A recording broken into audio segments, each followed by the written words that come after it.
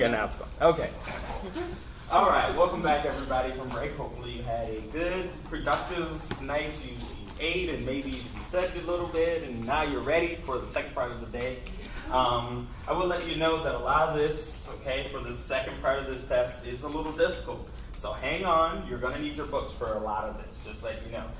First thing I want to talk to you guys about is what is the very top layer of the skin? The Epidermis, and then underneath that is the dermis. Okay, and then underneath that is the hypodermis or subcutaneous. Okay. Hypodermis or subcutaneous. We need to be able to break that down. Okay, need to be able to break that down. So now let's talk about what an epicuneum is. Excuse me, I can't say that word very well. All right, and it has to do with the nail, but somebody figure out where the epicuneum of a nail is. Is it down here, or is it the white? Okay. Well, it's the lower surrounding of the nail. And if you look in your books on page on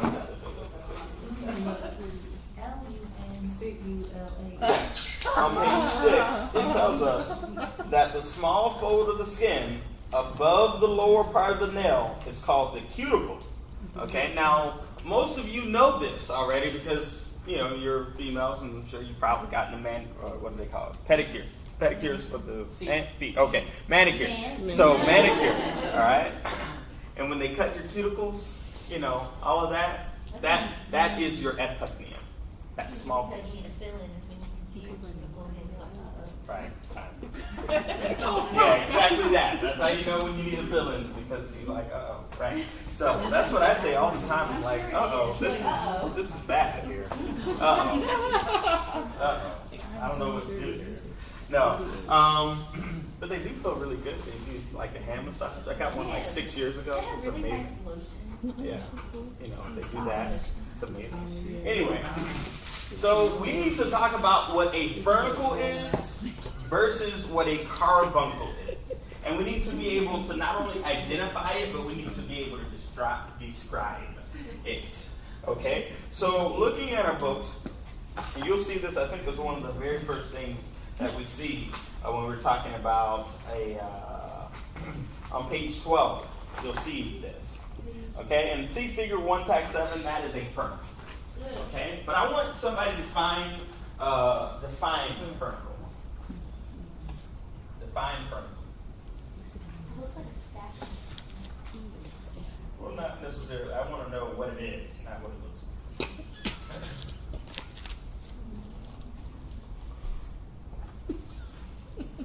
Cricket? There's no definition? Now it's got sassy. Oh no, I meant that in like a good way. But I didn't mean like to shut you down. But Okay, it's a skin infection originating in a gland or hair follicle. Characterized by. Pain, redness, and swelling. Okay. Now I want you to read the next sentence. 2 or more furnicles are connected by subcutaneous pockets. It is called a carbuncle. Basically, if you have 2 of these that are right next to each other that are connected by the subcutaneous tissue that's underneath, it's called a carbuncle. Okay? Singular is furnicle. Basically, more than one is a carbuncle. Okay?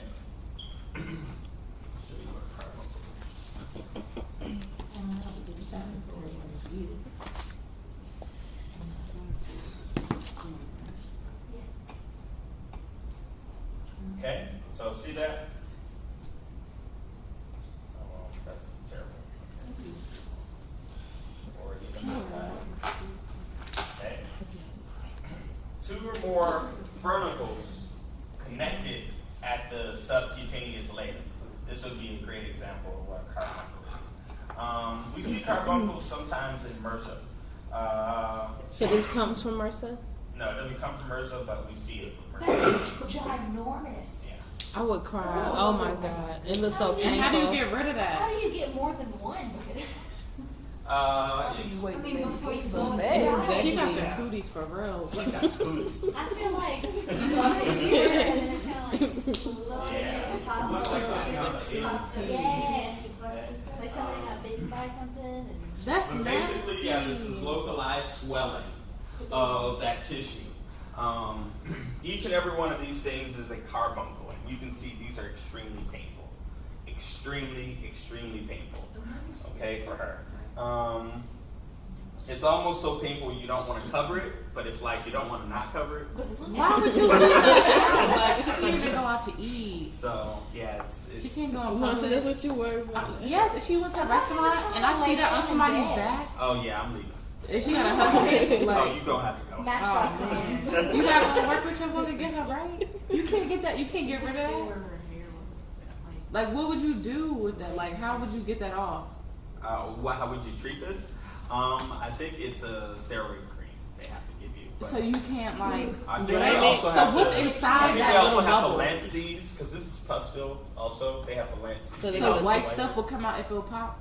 Yeah. Ooh, so what if she when she was asleep? What if she rolled over onto her back and it popped? Oh, that's terrible. Oh, this stuff. Okay, What's okay. this one at the bottom? That's nasty. How No, you don't turned look over? at it. This one? They're gonna be asking at you in the video. Okay. This is one where this is where her carbuncles start popping. You see the pussy oozing. Okay. This is not a fun mod for pictures, guys. I'm sorry, but oh well. I want you to know that basically a fernicle, basically more than one fernicle, 2 or more fernicles is called a carbuncle. Okay, you need to know that. All right. So the next thing I want to talk to you guys about is parenchyma. Parenchyma. Excuse me. Parenchyma. Somebody find what parenchyma is. Infection of the skin besides the nail. Right. At the margin of the nail is an infection. Okay? At the margin of the nail is an infection. Did it break that word down for you? Yes. Yes. Very good. Hmm? Beside or near. Well, paran is beside. Where are y'all at? 12. Page 12. It's in the little terms related to infections of the skin. L10 through L14. Oh, I'm totally lost. Oh, there. Okay. Right in my face. Got it. So, like you guys said, par is going to mean beside, but you need to know that onique, you're going to see that onique a lot. O-N-C-H-Y means nail. Okay? So, if we're talking about onique, all right, we're talking about nails. Nails. Okay? And we see that. You see that here, okay? Where that O-N-C-H, okay? So parenchyma is the infection of the nail at the margins, okay? Show you guys a picture of this. It's not quite fun. That's just nasty. People need to see in a house when they got stuff like that. So, They gotta get basically treated, this girl.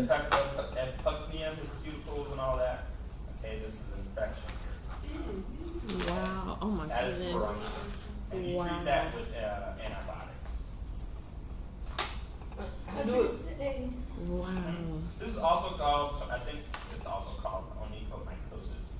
But see, the nail starting to turn green. Yeah, it's bad. Okay? I think I had got when I was in 4th grade, I got juked by stapler trying to get it out my notebook. And up under my nail got infected like that. Parenchyma. And they had to take my nail off and drain it. Oh, I know that. Wow. Well, no, I was asleep when they did it. Oh, that's Oh, yeah, good. you're lucky. Dang, they had to think she was asleep. But did they numb it? Like, what they do? I was. It was like a Did you, it did was like you a feel it when you surgery. woke up? Hmm? Did you feel it when you woke up? It felt better because my whole I had to walk around like this because it's like you feel your heartbeat in it. Boom, boom. It hurt. So I had to walk around like this to keep the. Wow. Oops. That's terrible. So, anyway, you need to basically know infection of the fold of the skin at the margin of the nail is called parenchyma, and we see a picture of it there. And then going on down, what is vitiligo? That's right. Sizes lacking in pigment. That's right. Basically, these people who are suffering from vitiligo, are basically have really patchy skin. And you've probably seen people with vitiligo. I always thought it was burnt or something. So it's they are suffering from a disease of basically a lack of melanin in patches in the skin. Oh. Okay. So that's basically what Fix Phil Logan is. the fix of the Say again? Lack of the fix of the melatonin. skin beside the nail. What'd So you ask? what would be the definition for what? Oh, for vitiligo? Yeah. Okay, so vitiligo particularly is a benign acquired disease of unknown origin What page is consisting that? of irregular patches. Okay, that's those key words is irregular patches of various sizes that lack pigment. Okay? Irregular patches of skin that lack pigment.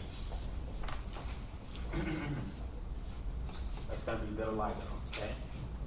Those are those key words, irregular patches on the skin that lack pigment.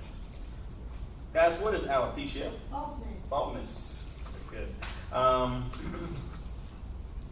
And then going on down, let's talk about anhydrosis. Anhydrosis. What does that root, or not root, what does that prefix an mean? It also means without. A-N-N means without. Okay? And then hydra or hydro means what? Water. Okay? So anhydrosis means really without water. This is a condition where a person does not sweat or sweats very, very little. And that's a condition, that condition is bad because obviously you sweat in order to cool yourself down. So these people will have heat stroke and all kinds of issues because they cannot cool themselves down via the sweat. They have to stay really out of the sun. The summer is their worst enemy. Anhydrosis. Anhydrosis is So that's 115. 115. You're looking for androsis, right? Anhydrosis. Yeah, it's on 15. Right under alopecia. On 115? I mean, I'm tripping. 15. I'm like, whoa. 15. How does it all the way over 15. Whatever you say. I'm at 15. I'm looking at 115 like, this doesn't look like it. Alright, so yeah, that and then there's going to be no, not, or without. Okay? And then that hydra or hydro is a better way of saying it, is going to mean water. So without water, you have a sweat condition. You cannot sweat, or you sweat very little. What would we call late stage chickenpox caused by varicella? Shingles. I told you, we'll see that like 17 times. I don't know why, but it's important to understand. Okay? I know that shingles just because all the commercials that are on TV. Yeah. about it. If you suffer from shingles, Mm-hmm. ask your doctor about it. Anyway, the diagnostic test for cystic fibrosis. Diagnostic What happened test to late for stage cystic chicken pox? That's shingles. Oh, shingles. never mind. How do you spell shingles? S-H-I-N-G-L-E-S? Yep. It's kind of like the shingles on a roof. Okay. So I'm assuming your Swede test is supposed to be. No, that's yes. Okay. Sorry. That was ridiculous. My bad. I saw it earlier, I said, what's a Swede test? I'm so confused. But yeah, it's supposed to be a sweat test. Anyway, the diagnostic test for cystic fibrosis is going to be a sweat test. Sorry, I spelled that wrong, guys. Okay, a sweat test. Good morning. Sweat test. Good morning. Mr. Brown, I didn't get a chance to talk to your class yesterday, but I did talk to these two ladies this morning. What's up? We got a project going on for the people in Michigan. Yeah, I forgot to say that. Okay, so I just wanted to let them know. Mhm. They can bring them water anytime this week. I'd like to deliver it Friday afternoon. So anytime this week they bring it. They just bring it to our class. So Okay. we can put it in here. This one right here? Yeah. Okay. Make sure it stays open, just throw it on the table in there. Okay, whatever you guys can give is great. And then anybody that's on the bus and doesn't want to bring it, they can bring me money. I have people giving me money, and I'll just go. And I'm hoping that I get enough of that and I can get maybe Kroger's to meet me, Yeah, match me. that would be So awesome. I hope so. Wow. Okay, so our goal is to try to get about 200 cases. Okay. We need everybody's help, okay? Absolutely. Thank y'all so much. Yeah, guys, nothing like helping out your fellow man. And so if you can bring just even a gallon of water, preferably a case, at Kroger it costs like $2.30. Okay, so to be able to drop that $2.30, which you probably have in the cup of your car holder, okay, to be able to drop that to help somebody else out is really a great cause. So I really highly encourage it. I'm gonna go and try to buy at least 5 or 6 cases of water. So this week, because tomorrow's payday. Anyway, but anyway, That helps. that also helps. Yes. So we need to understand first what cystic fibrosis is, in order to understand how doing a sweat test is going to help us diagnose it. So somebody find out what cystic fibrosis is, if you can. I'm thinking it's in this chapter. It's so cold in here. No, I'll bring my heater.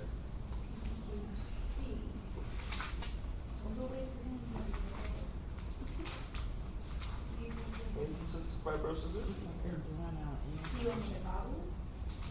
Goggle. Google. Cool. I thought you said goggle. I did say bottle. Oh, I like that. Doesn't Certain matter. new word. I don't know, my whole family says it, don't judge us.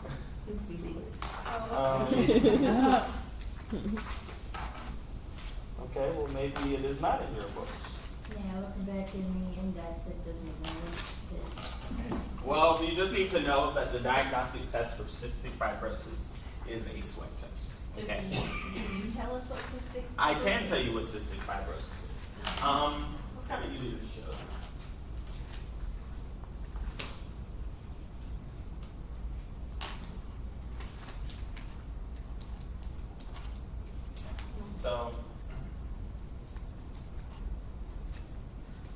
So,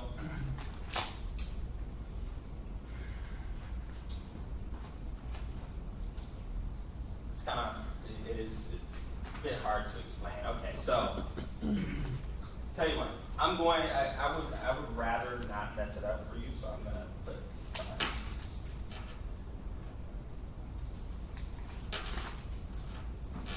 I want to break it down. So a hereditary disorder affecting the exocrine glands, it causes the production of abnormally thick mucus leading to blockage of the pancreatic ducts, intestines, and bronchi, resulting in respiratory infection. People who have cystic fibrosis, they literally have to take on very specific positions to cough up all of the mucus. They create extremely, really thick mucus, so thick that it will block their airways. They can't breathe. It'll block. It's kind of like having a really bad cold. You ever had a cold where you just had a lot of phlegm and stuff down there? Mm-hmm. Yeah. It's kind of like living like that for your whole life. Okay, is where you have to do specific things to try to cough up all of that. Basically phlegm, and it really affects like your, like I said, your respiratory system. But that thick, you have mucus on the inside too, so it starts to affect your pancreas and all of that jazz. Okay, so that's the easiest way to explain it. That kind of makes sense. Okay. But anyway, we would do a sweat test in order to figure out if you had it or not. Okay.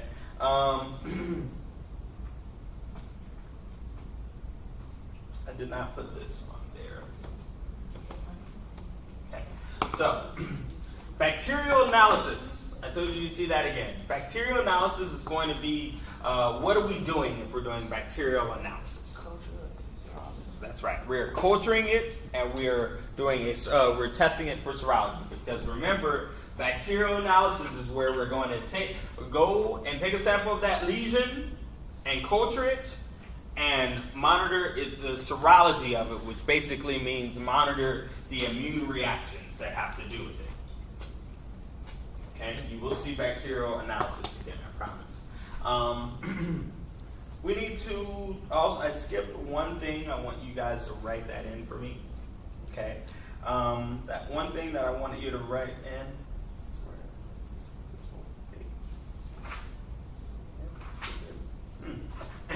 That one thing that I want you to write in is going to be what tissue death is called. And it's called necrosis. Where That's is right. that? Necrosis. Where is that in your books? Let me see.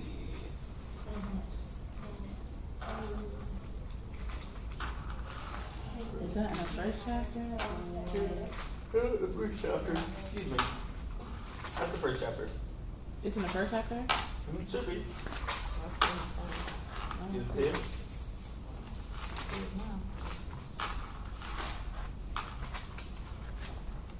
How do you spell it? NECRO. SIS. I don't see it. It might be in the second chapter.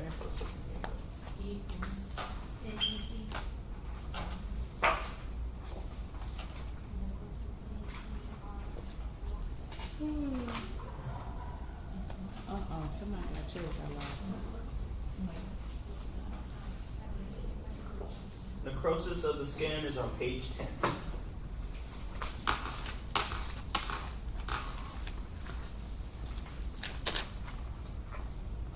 So it's on page 10. Where? It's probably one of those that's called. Page 10 at the bottom in the paragraph. Oh, Yeah, in the yeah. paragraph for ulcer. Oh. That's right. Man, that was hard to find. All right, so It's like a weird fall. where is it? So yes, I have necrosis those is going to books. be death, tissue death. Okay, you should probably already know that because it's kind of common sense. But necrosis is tissue death. Tissue death. Okay. What will we use a dermatome for? What will we use? Try to break that word down. Dermat means what? Skin. Okay, and then tome. Okay. Thinking about the tome family, like we do phlebotomy to make an incision into the vein. A tome would be used to do what? Nope. Cut away. To cut. Okay. So a dermatome is going to use to cut the skin. Okay, cut away skin. Like you said. I swear I missed the whole.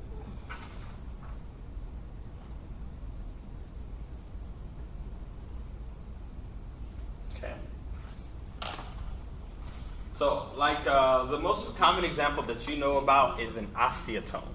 Okay, osteotome, you saw an intro way back when, okay, and that oste means bone, and then tome means to cut. So an osteotome is what surgeons use to cut the bone. Okay, you need to be able to define and break down this word dermat, which means skin, or derma meaning skin, and then tome meaning to cut. Okay.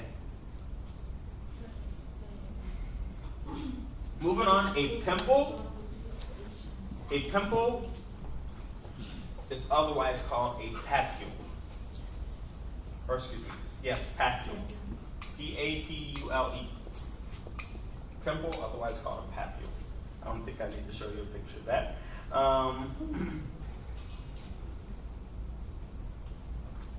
Let's talk about onychia. Onychia. Okay? Onychia. Somebody define that for me. Well, we know that onych means what? Skin. Well, no, onych means what? Nail, right? So onychia, what do we think that means? Inflammation of the fingernail? No. Yeah? Onychia. You're Inflammation. probably gonna wonder why it's doing this, but it does indeed mean inflammation of the nail. And you would think it would be onychitis, but it's not onychitis. Because onychia, I think, means condition of the nail.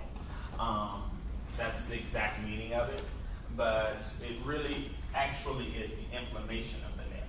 Okay, and we can see it here, like on the edges right here. And we can even see it surrounding. See how the skin is red around it? Right here. Okay. So, onychia is the inflammation of a nail.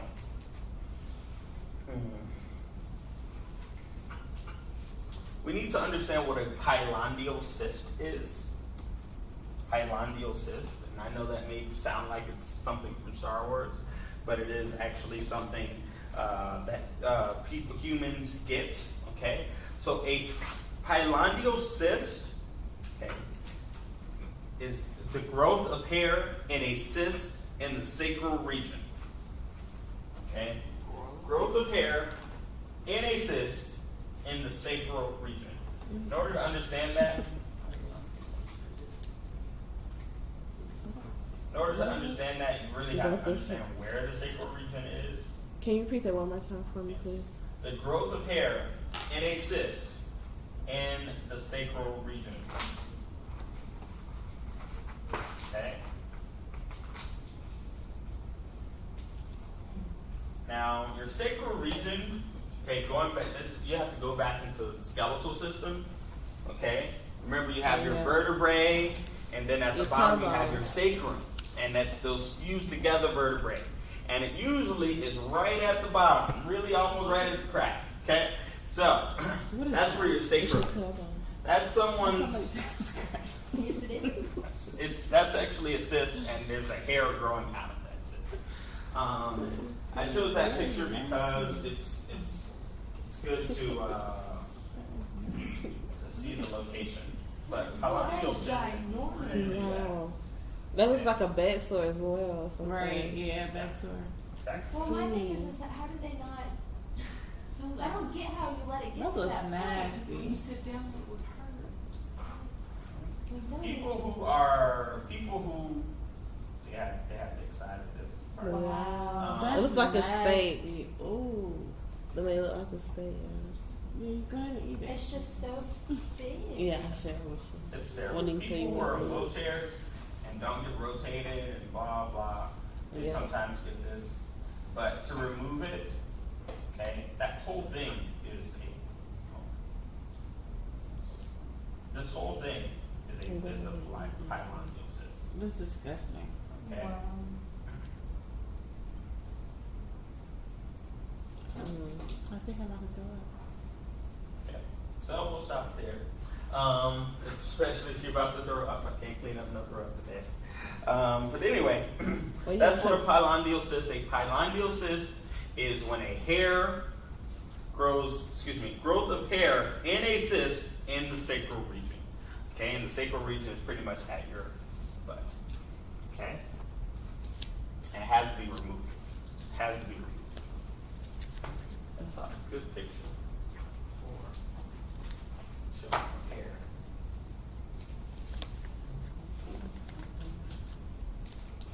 Okay, that's a good example of a pilondial cyst.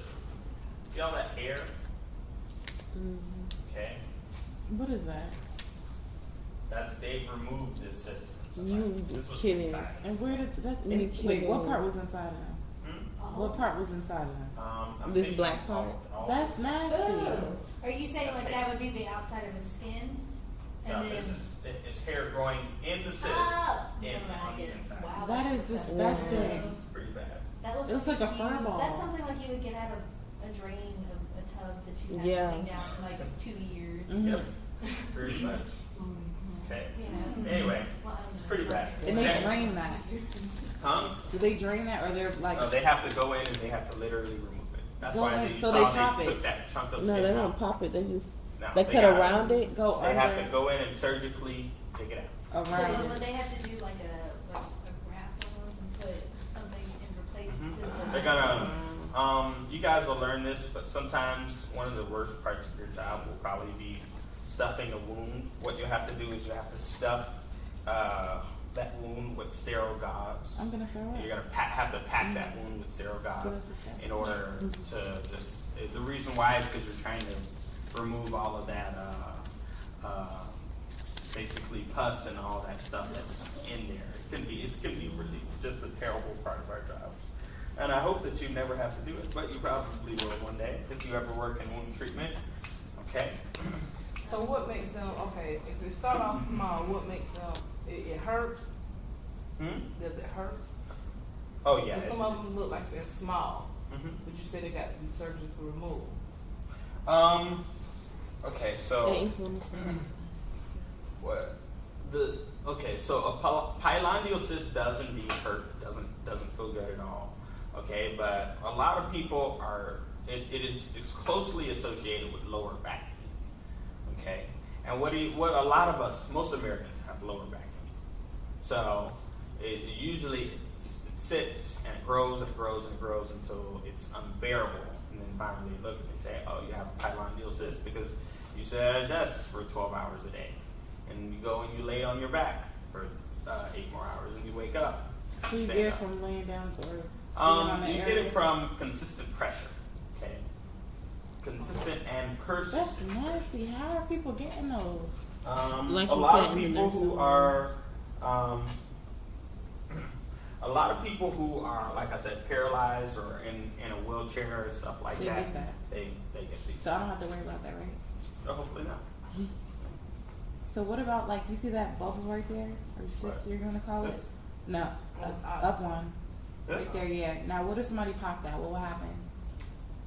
I mean, it's filled with hair. I was gonna say, is it possible? That is- There is pus and all of that. Cyst is by its very nature filled with a sebaceous cyst. Most cysts are filled with oil, and that oil will turn green and white and stuff like that. That is so nasty. But more often than not, this pilonidal cyst not only going to be full of hair, but it's going to be full of all that pus, which is making it. So it's cyst. possible you can pop that at home. You don't want to, because you have to. This has to be removed.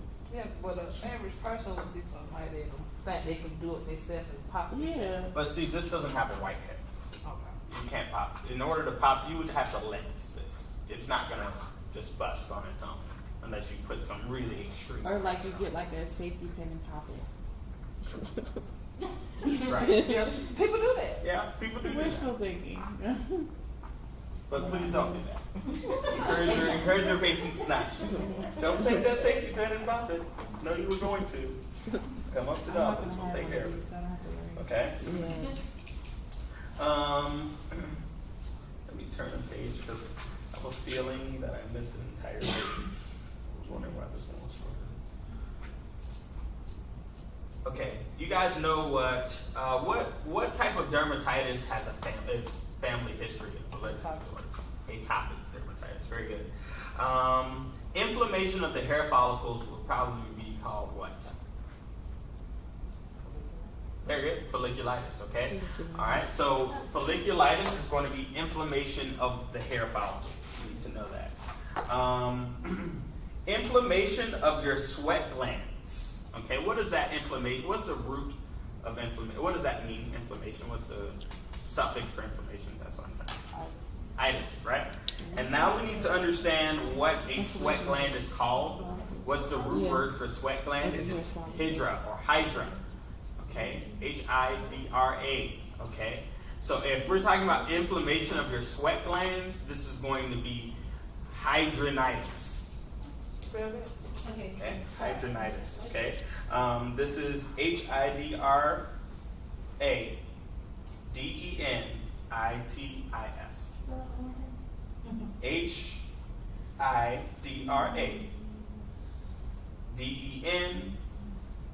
Denitis. Hydronitis. Hydronitis. Okay, and this is your inflammation of your sweat glands. That's going to be one thing you have to write in as well. Okay, what's the laboratory test we're going to use to diagnose cystic fibrosis? Sweat test. Remember that. Sweat test is going to be used to diagnose cystic fibrosis.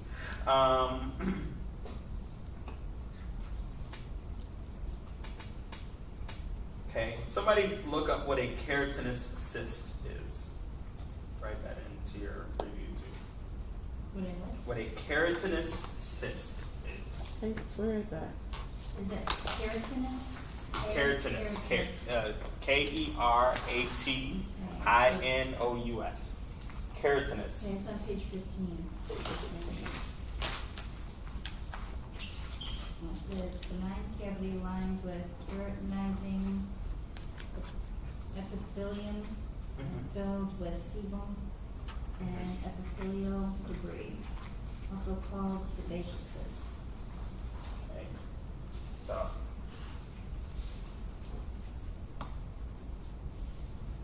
Okay. most people have seen these before, okay? A sebaceous cyst, otherwise it's called a keratinous cyst. It's filled with pus, okay? For example,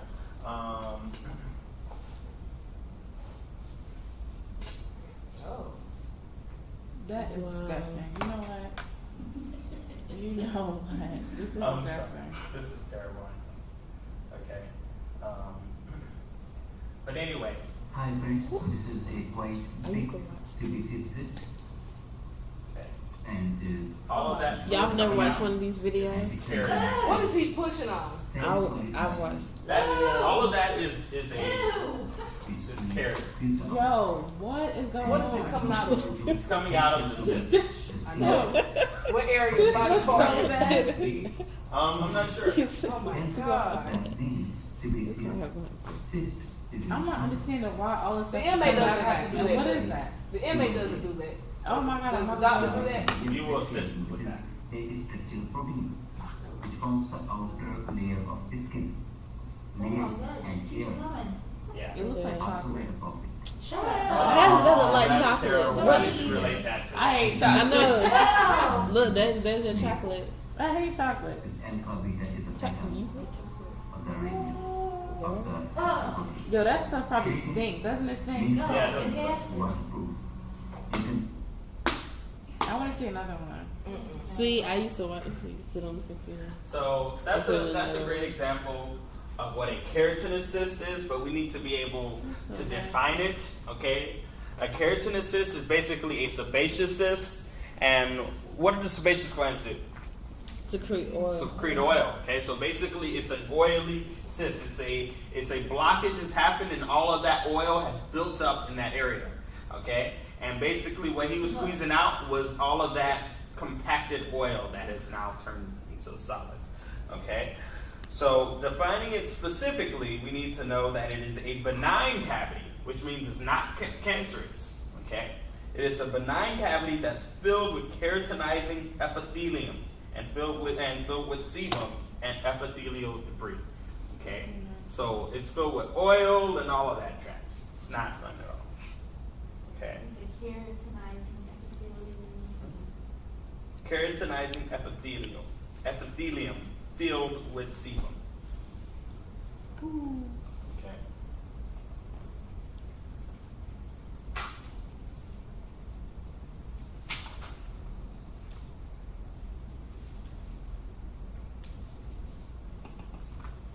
Okay, so what is a full thickness burn?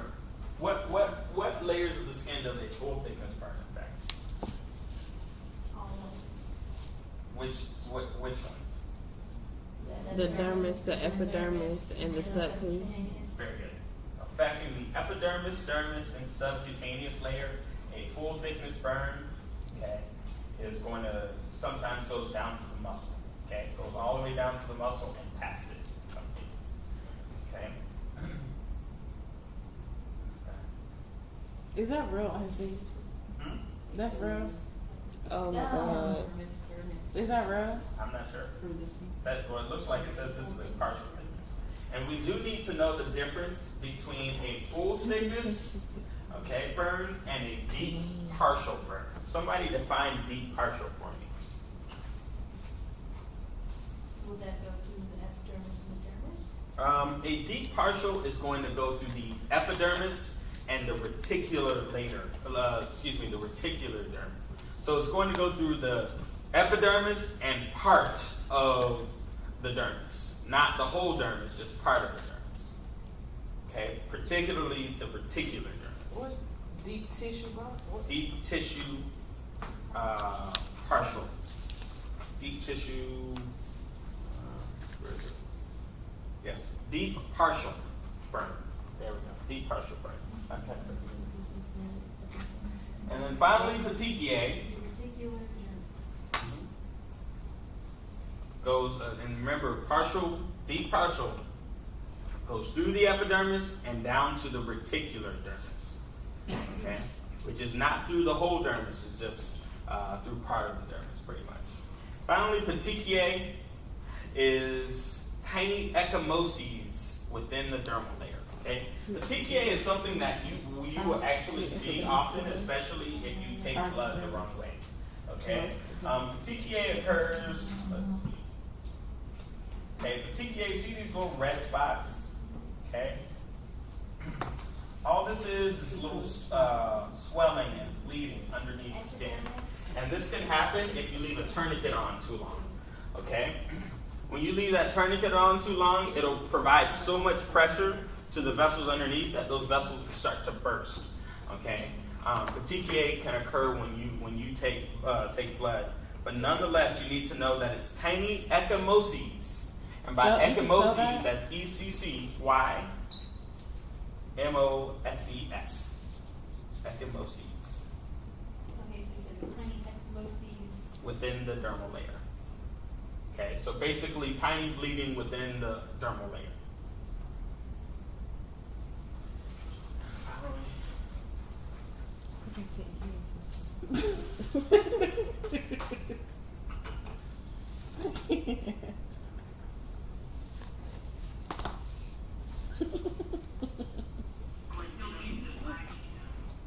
That's just nasty.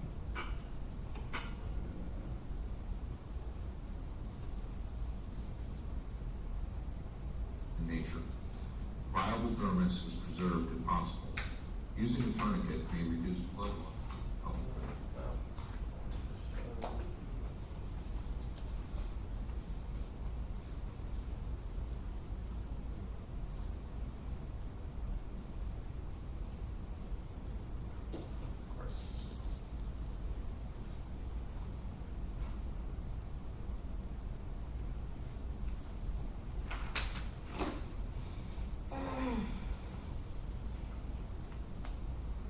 And finally, I wanted to show you burn debridement. This is the first step in wound treatment and burn treatment.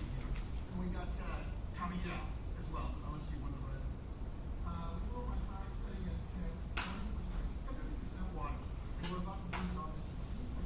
the Is that person asleep? Is it gonna bust open?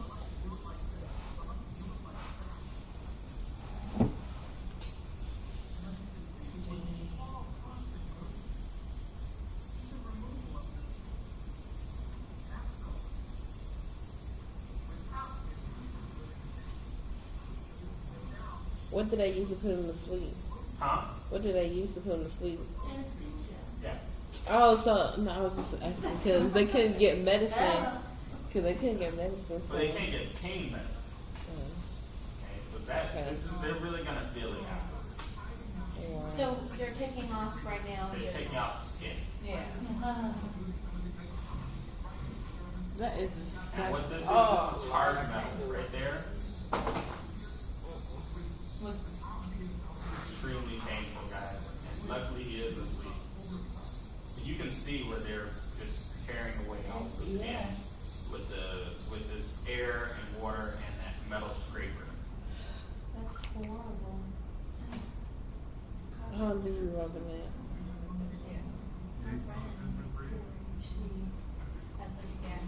So will that make him feel better or something? What will happen is that if you didn't debride that, it could become infected, Yeah, or particles it could could be in there. become, or it is just gonna stay there. It's not gonna the skin isn't going to repair itself. How long is that skin? It's gonna take that fast skin to heal. It's gonna take probably months for that to heal.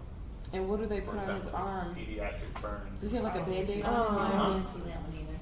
Does he have a Band-Aid on his arm? Like what is he Yeah, putting? no, Band-Aid? you'll have that wrapped up. It's That's gonna have this totally wrapped up. When is he able to get? And will they put something on it so it won't like bother you? I mean, eventually, yeah. eventually? But this is the same. When will they be able to get pain medicine? I mean, you're really in debridement and surgery. Oh my Okay. god. You really won't see like you only see the arm in question. Like being in these types of surgeries, you're not really going to see the patient. You can't really focus on the fact that this is a child. That looks like like a 7 or 8 year old child who's been severely burned.